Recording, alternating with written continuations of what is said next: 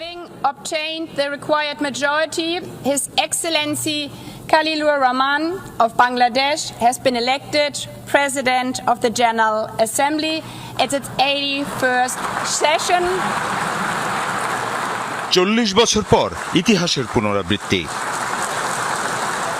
বিশ্ব রাজনীতির বৃহত্তম মঞ্চ জাতিসংঘের সাধারণ অধিবেশনের সভাপতির আসনে বাংলাদেশ। নিউ ইয়র্কের স্থানীয় সময় সকাল 10টার দিকে শুরু হয় ভোটাভুটি। বাংলাদেশের পররাষ্ট্রমন্ত্রী খলিলুর রহমানের বিপরীতে ছিলেন সাইপ্রাসের পররাষ্ট্রমন্ত্রীর বিশেষ দূত আন্দ্রেয়াস কাকুরিস। ভোটাভুটি শেষে ফল ঘোষণায় উঠে আসে বাংলাদেশের অভূতপূর্ব জয়। সদস্য দেশগুলোর মধ্যে 99টি দেশ ভোট দিয়েছে বাংলাদেশকে। নিকটতম প্রতিদ্বন্দ্বী সাইপ্রাসের প্রার্থী আন্দ্রেয়াস কাকুরিস পেয়েছেন 91 ভোট।